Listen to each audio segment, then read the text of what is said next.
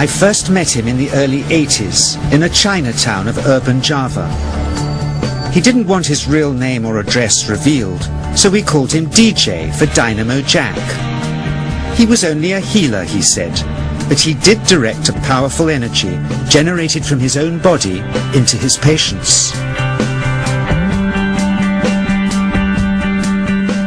Sometimes he used the needles, sometimes just his hands. He called the energy Qi, and it was so strong that he usually needed a grounder to hold his patients' feet. For years we followed him around Java on his healing rounds, pleading to be allowed to film him, but he always refused, saying his powers resulted from a type of meditation with an ancient tradition of secrecy. It was only when my brother Lorne was suffering from a serious eye infection that he finally allowed us to film him in 1987. It was nothing like any acupuncture I'd ever had. I was getting really powerful electric shocks and couldn't control my movements at all. Yin yang, positive and negative, you know. And my positive from here and my negative from here. And we meet together, this can get like electricity. And is this because you're special? You have a special sort of it's body? Meditation every day. It's meditation that does it? Meditation every day. Like you can touch me, like this. It's nothing, okay? It's my burn. Just like this. For our sound recordist, it was also a shocker.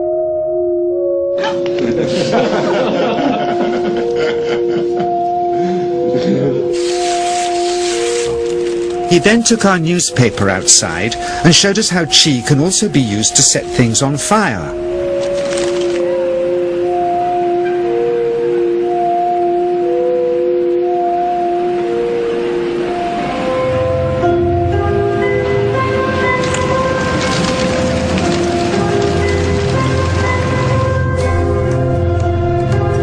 When he heard we'd shown this footage in public, he was very upset and refused all our future efforts to contact him again. As the years passed, we sadly resigned ourselves to never seeing him again. My brother Lorne never did, for by 1997 he was already dead, when I again found myself with DJ, now treating me for an eye problem.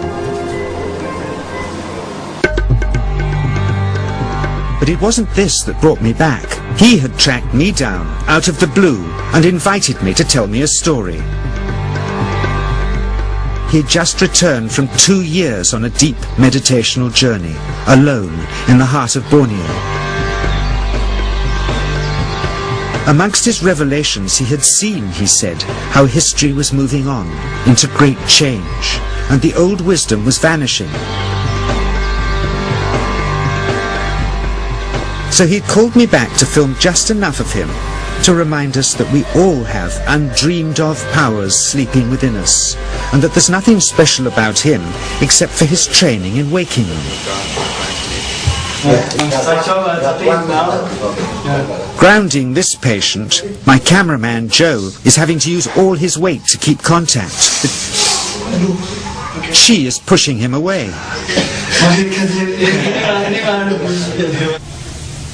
He seems able to control the amplitude of this Qi, like a dimmer switch, and it causes uncontrollable responses in the patients and their grounders. I can barely keep my hand on you.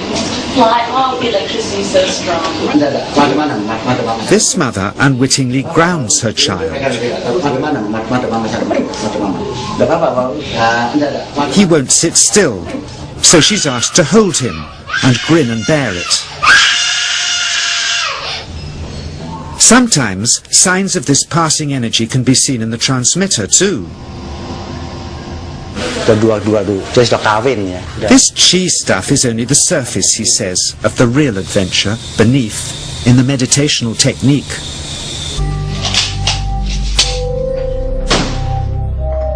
Projecting Qi from the palm of the hand can also be used to resist rifle pellets, he says.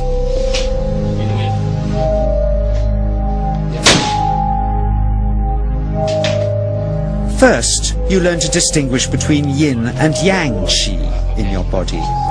Then how to pool it in your navel chakra. Then how to project it, he says. and it's the proportionate mixture between yin and yang which accounts for different effects, like pulling or pushing objects or igniting them. Then he gets really strange. He says that mastering yin qi is the key to the spirit world. There's a long tradition of Indonesian krisis being possessed by spirits. So people bring him their krisis to see if they're duds. Here he says he doesn't manipulate matter by projecting mixtures of yin and yang qi. He merely creates a field of yin energy in which, he says, if there's a spirit, it can manifest itself.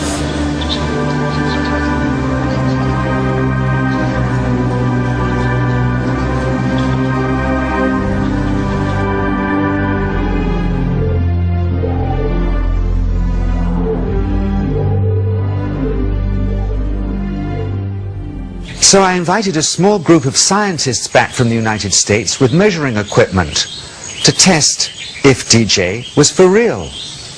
And if so, where might this energy belong on the electromagnetic spectrum? Catherine Cook, CEO of the Mind Science Foundation in Texas. Dr. Roger Nilsson, a Swedish medic and international racing sailor.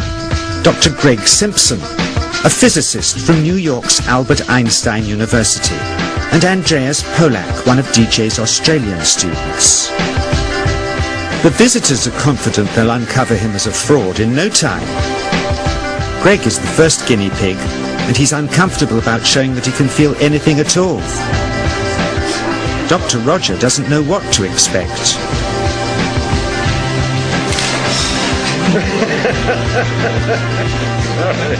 Out comes the metal detector, like the things they use in airports, to see if he has any concealed metal in his body.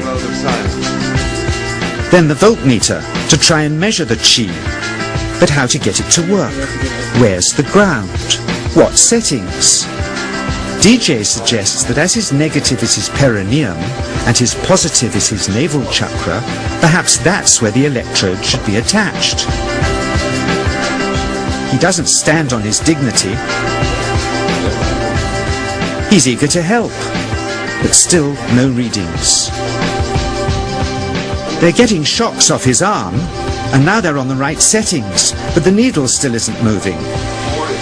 DJ says it isn't electricity, it's qi. It's 1, 2, up, I feel it in my whole body. I feel it at 3, 0.3, I feel it in my legs, shit. But suspecting there's some tricky setup on his premises they can't find, they insist we all go to a randomly chosen hotel room several miles away to see if he can light a light bulb with his fingers. It doesn't ground on the wall. So Greg holds and grounds one wire,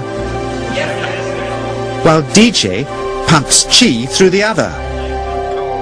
The bulbs are LEDs, light-emitting diodes, which ignite in different colors according to the intensity of current. Yes. On, off, on. Brilliant. Oh, you're blinking. Things were going well. DJ was enjoying it too, until Fantastico. he invited us all out to lunch at his local, where he tried to push a chopstick through the table. He couldn't get it through the formica surface, so he came up through an inch of wood from underneath.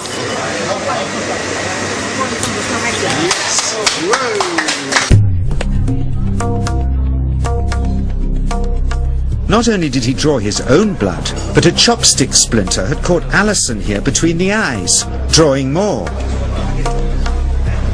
The incident was laughed off apologetically, but next morning he was a different man, drawn and upset. He said he'd been visited all night by his long-dead master, raging that he'd broken the strict taboos of his sect, never to show off in public and never to cause harm or draw blood. He felt deeply chastised. All further testing and filming must end. Never again would he submit to public scrutiny, nor accept any new students. He would sink from sight and continue his healing in obscurity, as he had done since before we met him in the early 80s, and had always told us was right. I realize that for science there's nothing conclusive here. Nor for me, really, who for years has felt this powerful energy flow through me and the patients I grounded for him, and seen what else he can do. Nothing conclusive, except for his healing successes and the wonderfully hard to believe.